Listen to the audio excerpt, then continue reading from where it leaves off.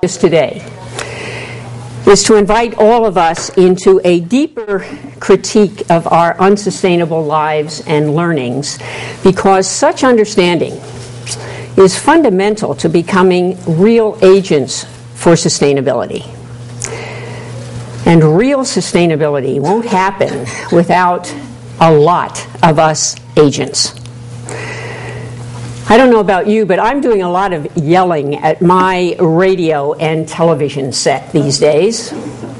It's an election year, of course, and so we hear a lot about the need for economic growth, more economic growth. Indiscriminate economic growth, I yell. None of it. We should have none of it. And of course, there are advertisements for Chevron, Toyota, General Electric, Walmart, all wanting to sell us more and yet more, touting all their green solutions, encouraging us to keep consuming with a clearer conscience. Quit greenwashing us, I yell around the house. It would be so comforting if we could continue this growing thing by greening things up at the same time. But it's not enough. Adding environmental twists to the production line, reinstating regulations on polluters, tweaking efficiency standards won't do it. Such measures won't keep life on the planet, much less with a measure of dignity and security for all. The old future's gone. We can't get there from here, in the words of singer-songwriter John Gorka. But most of us humans are so reluctant to acknowledge it. To borrow a helpful analogy, imagine you're on a high-speed train, riding comfortably, getting from here to there very fast. You're sitting by the window. You look out of the window and you notice that some distance up ahead, the tracks come to an end. And so you insist that the train stop and everybody get off and walk forward. It's the only way to avoid catastrophe in your mind, but almost everyone else on the train thinks you're a bit of a kook. What do you mean, get off the train? We're so comfortable. This is the way we travel. And it's so unrealistic to ask all of us to get off and start walking. We humans are in the grip of our species' comforts and our cleverness. It's a cleverness well in excess of our wisdom, with a capital W. Moving at breakneck speed, we disregard nature's law of return. What you take, you must return, or in time the wheel of life will not turn. We will exhaust the land base. Many people know we're immersed in economic and social systems that do not benefit the natural communities on which they rely. Yet most of us today have never lived within a healthy natural community. We've never felt what it's like to be a complementary partner to a river or a forest or a field. We've been born into a world of wounds, as one author puts it, and a worldview that says we can play by rules insensitive to nature's processes. We can get by being apart from nature rather than a part of nature. The result? A world being murdered. What does it mean to be living unsustainably? You know, in the late 1980s, for those of you who remember, there was a much touted report called the Brundtland Report, Our Common Future. And it defined sustainable development for us in the following way. It's development that meets the needs of the present without compromising the ability of future generations to meet their needs. Well, it's accurate enough. It can be interpreted quite rigorously, if you wish. But you know what it really does is it lets people interpret it in a self-serving, light way. And that's precisely what we've done for 20 years. What it means to be living unsustainably is that patterns of economic and social life are characterized in their net impacts by exploitation and degradation. Patterns that are violent, depriving, immoral. These are not pretty words, but they are the default paths of this civilization. Living unsustainably is what we are drenched in. So what's a university to do? In a recent conversation with a university administrator and historian, I was whining that at our university and college campuses we're just not asking the right questions. We're not exploring necessary changes in our worldview, our assumptions, our actions, necessary, as I saw it and see it, to our survival. And she assured me that, university systems got started in order to preserve and promote the culture, not to change the culture. And of course, she's right. But can the earth and the lives of so many people and non-human creatures on it afford to let this limited mission stand year after unsustainable year? This scenario on our campuses is similar to the country's inattention to the matter of climate change. When I began teaching a few environmental seminars in 1974, the rising level of carbon dioxide in the atmosphere was being quite accurately measured, and no one questioned it. And the consequences of that rising level of carbon dioxide were clear and quite acceptable by those of us who kind of knew how the Earth works. Now that we have used up all the slack time, in the words of James Hansen, NASA's chief climate scientist, as he told the Congress this year, 20 years after his first congressional presentation and request for action, now we are hearing some rustling in response. If we do not engage around our predicament in a deliberate and thoughtful way, how we got here and how we intend to get somewhere else, the violence, degradation, and privations will only increase, along with the odds against us. Re-imaging and remaking the human presence on the earth is what we're talking about. It is the great work of our age, capital G, capital W, as expressed by earth philosopher Thomas Berry. It won't be easy. It will upset the comfy philosophies that underlie modern life and give shape to much of the campus curriculum. The great work is about harmony. It is not about mastery. It's about causing no ugliness near or far away. It's about bringing no human or ecological harm close to home or very distant. Its standards are not about speed, efficiency, productivity, and profits, but about health and wholeness, community, and fairness. There's no doubt we're up against it, but I like to believe our future will be reflected in the words of Max Horkheimer, whom I don't know very much about, but I certainly like this statement. He says, again and again in history, ideas have cast off their swaddling clothes and struck out against the social systems that bore them. In his book, Endgame, Derrick Jensen writes that unquestioned belief are the greatest authorities, and thus the limiting factors of a culture. Isn't it time for a deliberate, sustained, campus-wide undertaking that brings in from the periphery and up from the depths unquestioned beliefs for mutual engagement? Isn't it time to conduct a common search for radically new understandings? And radically, what do I mean?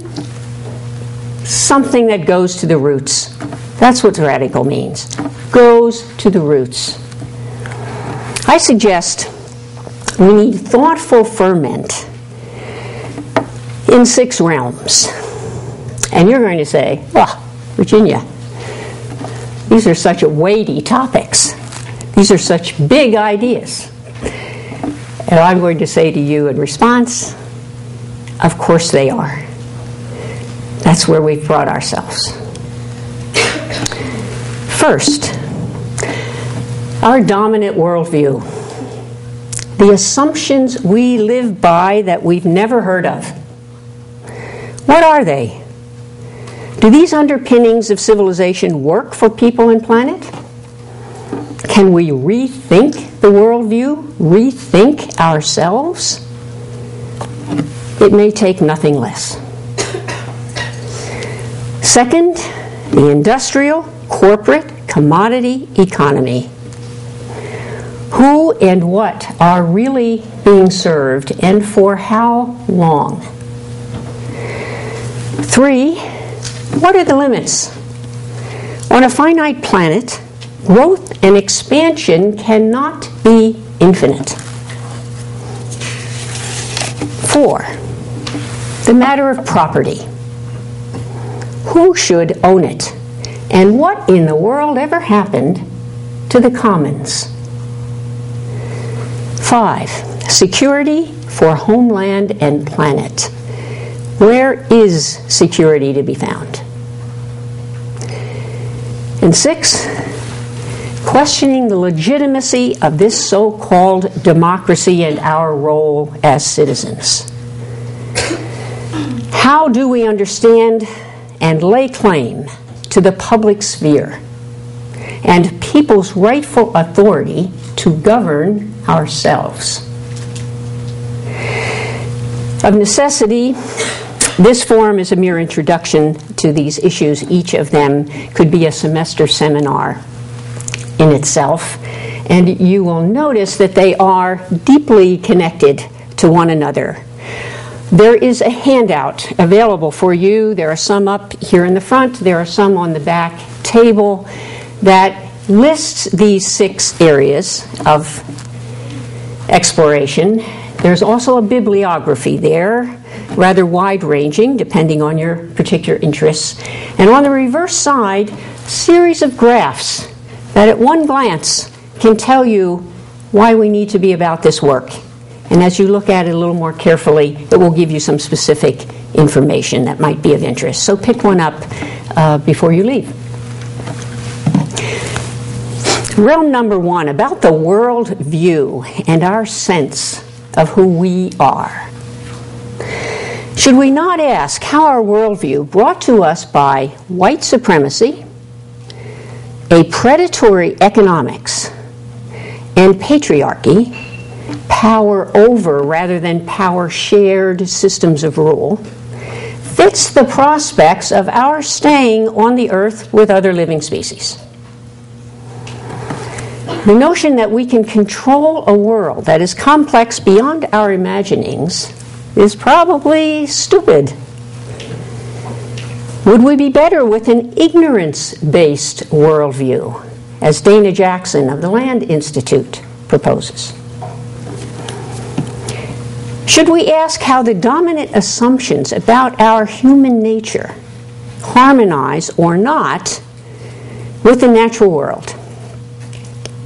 If it is true that we are primarily selfish individualists, materialist, competitive, pretty nasty creatures, well, no big surprise that 1, our democracy is stunted, 2, we hand our power to those who promise to keep us from stampeding one another and long to rule over us. And 3, we live resigned to staying on the train and being realistic, even when that realism spells trouble with a capital T ahead. Many of those who reflect most soundly and creatively on the transformations required of us call for a new consciousness, a spiritual awakening. Should not such recommended shifts in our assumptions and behavior be more richly incorporated into the conversations and activities in our communities and campuses?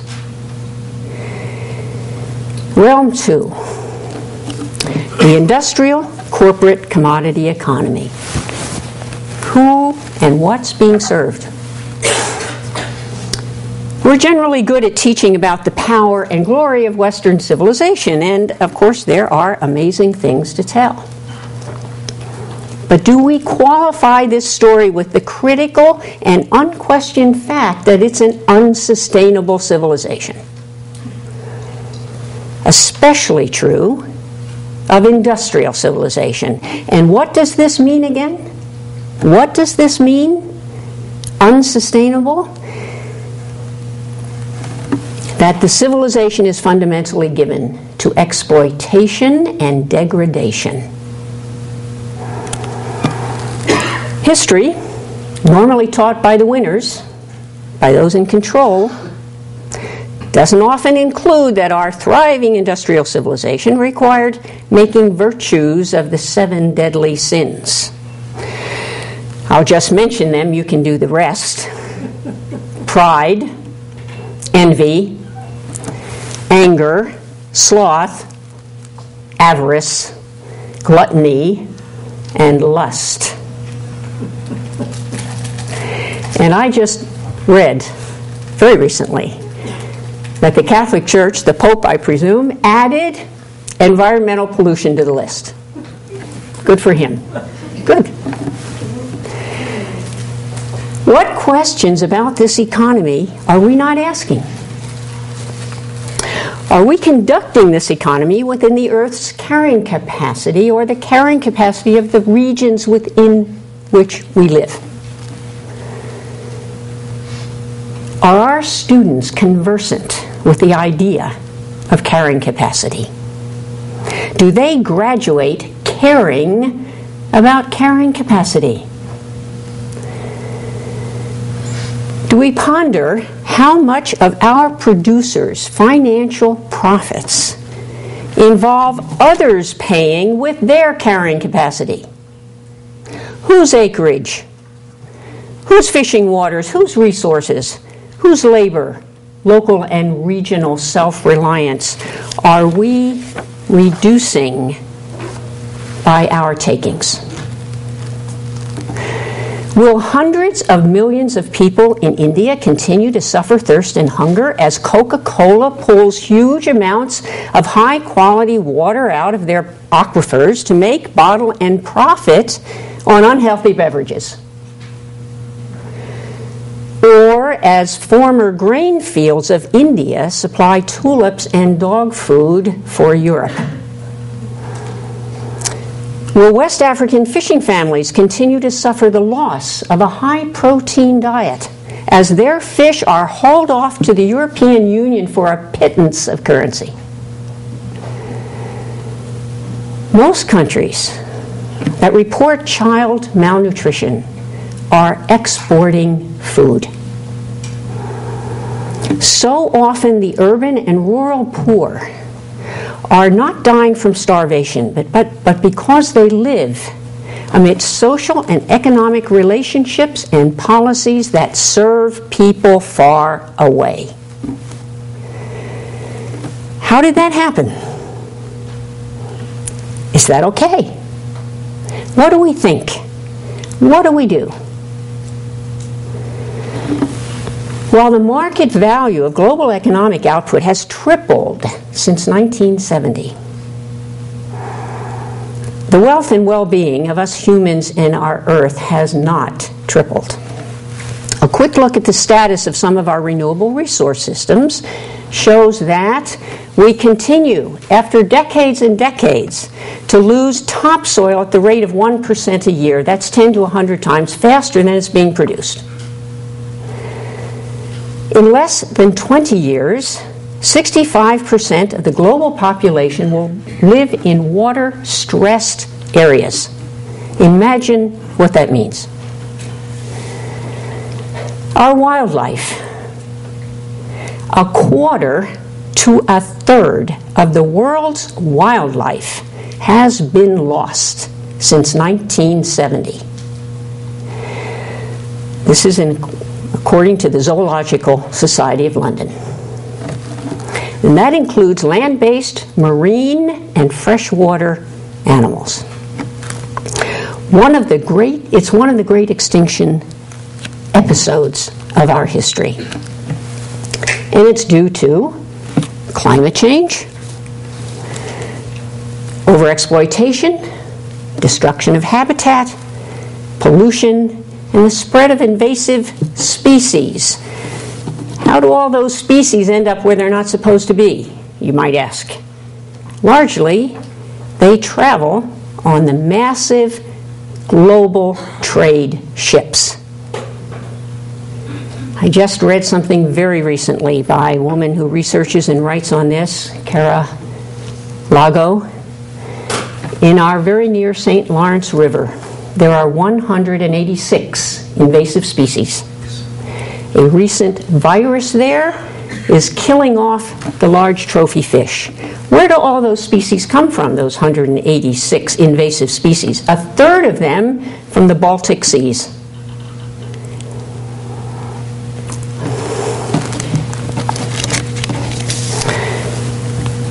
Forests. We lose 32 million acres a year, according to the United Nations Food and Agriculture Organization. Now, most of this is in the tropical forests, where we lose 50,000 square miles a year. That's a Mississippi a year. You might hear about agreements and covenants to protect those forests. You know what? Most of them mean nothing. They are not working and they're not making a difference. I am sad to say. The driving engine of this unsustainable industrial civilization is the giant business corporation that has become the dominant economic and political actor on the scene. It's gained over the last 150 to 250 years legal rights and powers to define the economy, shape debate, control elections, write laws, dictate our work, define policies at every governmental level. Do we learn about the proliferation of corporate-backed think tanks? Lobbyists. You know, in 1968, there were 1,000 lobbyists. We're now pushing 40,000 in D.C. Do we learn about the trade associations and the corporate front groups, which usually have peoples or citizens in their title? These are all evidence of corporations' enormous political and economic power. And this corporate assault on democracy and national sovereignty was brought to us by none other than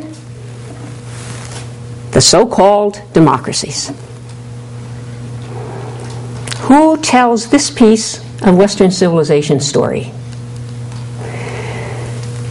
Realm 3, the matter of growth and limits. Growth and expansion are part of the worldview. They're practically invisible. As if in nature things grow without end. What are the costs of growth without end, of speed without limits? The great frontier is now stuffed full of us and our ways. The planet is full. The $7 trillion world economy of 1950 took all of history to produce. In 2004 alone, our output was $55 trillion. This is the Acela ticket to environmental and human disaster. No amount of tinkering with green widgets versus gray widgets will allow us to cater to infinite demand. Recycling, it uses resources, energy. It produces heat. It's another technology. Am I saying don't recycle? No. I'm saying it will not allow us to go on with our infinite demands. Renewable technologies, yes, let's pursue them. But they too use resources, burn energy. Solar cells are really quite polluting in their manufacture. We cannot rely on them to help us ignore our production-consumption excesses. Things should grow until they reach the correct size. Continued growth produces distortions, protuberances, environmental and social cancers, collapse, as we have just experienced. Some things, therefore, should be growing, some should be shrinking, some should be holding steady. It's impossible to hold huge economic, technological, and social systems accountable, to even know that system well enough to figure out its sicknesses and to heal it. And we should never be saddled with businesses too big to fail. Who asks where enoughness lies? When do we call to account the advertising and public relations industries whose mantra since their beginnings in the 1920s has been, keep the consumer dissatisfied? Charles Kettering of General Motors said that. Praising the potential of advertising, President Hoover's Economic Commission released a report not long before the Depression struck, claiming, and I quote, "We have a boundless economic field before us. There will be new wants, making way endlessly for newer wants, as fast as they are satisfied." And so it goes under the present. The secular religion of economics was made the guardian of our happiness, and its pursuit became ever more wealth, things, and comforts.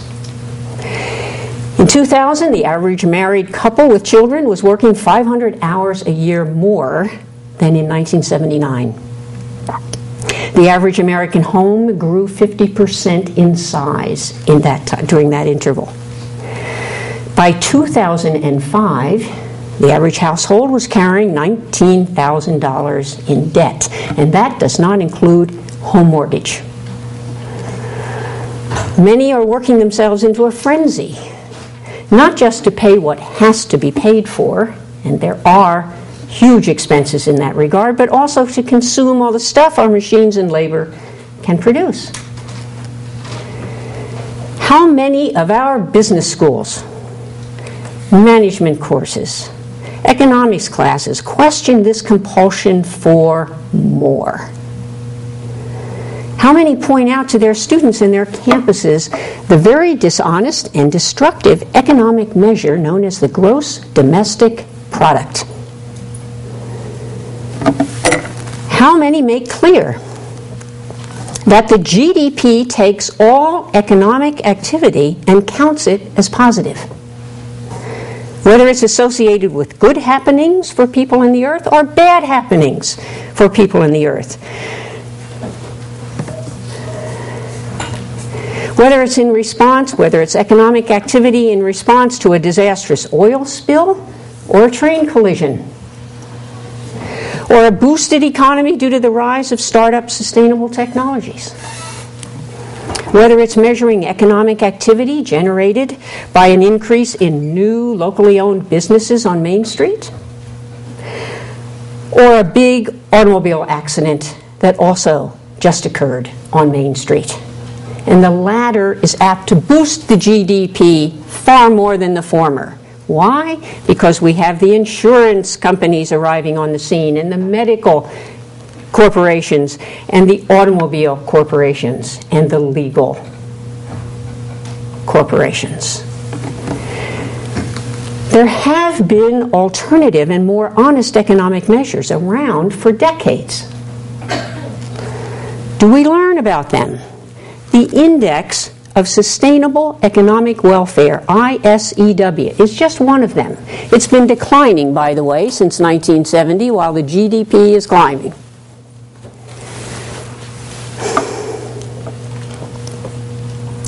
How many of our students, how many of our faculty know about the indicator for sustainable economic welfare? Is it okay for our students to dress in cap and gown, having not had these realities, questions, and alternatives brought forward for deep consideration, for alternative thinking, maybe for some action? Realm 4, property and reviving the commons. Who gets to have and use property? When are people in the earth best served by property being private, and when by property being public? And who decides? Do we understand that there is something called tangible property, land, buildings, equipment, stuff? And in this corporate culture, there's something called intangible property. This includes economic and social power, which corporate managers and lawyers claimed as their private property rights, and our courts treat as protected corporate property. It includes the rights to manage, the right to serve the best interests of the corporation, making profits, in other words, primarily, to own an employee's work, to own future profits. All of this is protected property of the corporation in which the public sphere dare not tread. These generous property rights added to limited liability that natural persons do not have, and added to the corporation's status as persons under the law, with Bill of Rights protections such as free speech and many others, grant to corporate decision makers the legal authority to be in charge in this so-called democracy. Is sustainability in our future when corporations hold so much wealth and legal power? Are we grappling with that hugely fundamental question? How many of our students engage the concept of the commons during their academic years? Yes, environmental students, I'm sure. Others? Do we know what it means? The commons embraces all the creations of nature and society that we inherit jointly and freely, and hold in trust for one another and future generations. It's valuable stuff. The Natural Commons doesn't advertise its services to us, yet it supplied everyone's food, water, fuel, and medicines for most of human existence. It's the source of all natural resources and of nature's replenishing and waste handling services for us. We're talking about water, air, DNA, seeds, topsoil, fire, electricity, minerals, wild animals, edible plants, healing plants, solar energy, wind, forests, ultraviolet protection, rivers, climate regulation, biodiversity, and much more. In 17th century England, the natural commons began to be enclosed, fenced in, and redefined as owned by a very few for primarily productivity and profit. Today, the modern variation is called privatization. It generally leads to the enrichment of those who take title. Who is being served by these privatizing acts? Are gaps between us human beings shrinking or widening as a result of these takings? How much shrinking or widening is okay? And there is the cultural commons. Humanity's vast accumulation of science and art, customs and laws, languages, airwaves, libraries, children's games, philosophy, math, democracy, sports, hip-hop, fashion, universities. It's the seedbed of all human activity and creativity.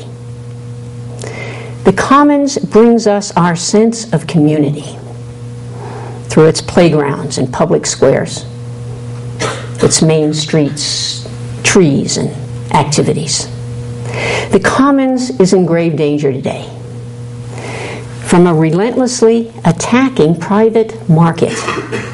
Seeds are being privatized and commodified by corporations and sold back to peasant farmers, no longer allowed to save their own seeds from year to year.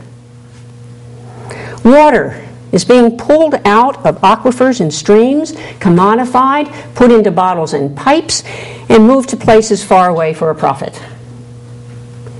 Our airwaves have been and are being stolen by private broadcasters at fire sale prices and used to sift and sort the news to keep things the way they are. We're in the midst of a transition to digital TV right now. I'm sure you're aware of it. But only existing private broadcasters were offered any of the thousands of new TV channels made available. No new broadcast licenses will be issued, as far as I can find out, and the concept of the airwaves being used in the public's interest is nowhere to be seen or heard. What are the impacts on communities, societies, on ecosystems, and democracy of these and other privatizations? Who's asking? Realm 5. Very briefly, militarism, sustainability, and security. The Joint Chiefs of Staff early in this decade put forth their mission in a document titled Vision 2020. It said, and I quote, "Dedicated individuals and innovative organizations transforming the joint force for the 21st century to achieve full spectrum dominance." The phrase full spectrum dominance occurred 13 times in this short 8,700 word document. Is that a strategy for sustainability in the world? A few facts. The 2008 defense budget commits to spend more in real dollars to deflect terrorism than was spent at the height of the Cold War fighting Russia, the Soviet Union, Vietnam, North Korea. The figures total $625 billion plus more than $1 billion for homeland security, nuclear weapons, and covert operations. We're talking $750 billion at least. This is more than all other nations' military budgets combined. The nearest competitor for this honor is the Chinese. They spend 1/10 of what we do. The U.S. sells more weapons around the world than any other country, and there's been a recent surge in this. Between 2005 and 2008, the figure went from $12 billion worth of arms sales to $32 billion. The United States has between 700 and 1,100 military bases in 130 countries around the world. We don't know how many, only the Pentagon knows. Since W's first year, the Defense Department doubled planned investment in ultra-pricey weapons many irrelevant to fighting terrorism, from $790 billion to $1.6 trillion. And lastly, since World War II, there have been more than 60 U.S. military interventions in the world, according to the Navy's Department of History. What is the relationship of this military picture to sustainability, to real security, to an exploitive, degrading industrial civilization, to the limits of growth and expansion, to the depletion and deterioration of the commons, to democracy and shared power and fairness? To what extent are we inviting an exploration of these questions on the campus? And lastly, realm 6, making self-governance real, moving from consumers to citizens. Sustainability and ecological design are as much about politics and power as about ecology. But we too rarely speak of power and of the ways in which those in power bring us policy after policy, economic and social, that sustain unsustainability. A sustainable future requires that questions of who the law serves, of who gets to use the law to put their visions into reality, be at the forefront on the public's agenda. The stunning tumble of Wall Street drives home the point. It is well to keep in mind that Wall Street's activities were entirely legal. Yes, excessive. Yes, sometimes dishonest. Secretive, but not illegal. They saw to the writing of the law that made those moves legal. Growing numbers of citizens know that a few have a lot more clout than the many, that the legal authority of corporations amounts to a right to govern and must be contested. But most of us don't believe there's much we can do about it, and we are seldom invited to talk about it together, to figure it out, to organize for something different. We're not taught and given meaningful opportunities to practice the arts and skills of self-governance, effective communication and community decision-making skills that are open, inclusive, participatory. And of course, who has enough time in their frenzied lives to go out and do democracy? To work together with their neighbors to protect their environments. After a while, we stop noticing that some things just aren't on the agenda. And we start believing that certain environmental and social and economic decisions aren't decisions at all, but simply the way things are. Even the powerless begin to see unjust conditions as the natural order. We view ecological degradation as inevitable and irreversible. This kind of resignation is the certain defeat of both democracy and sustainability. Shouldn't we address that resignation as part of the teaching-learning experience?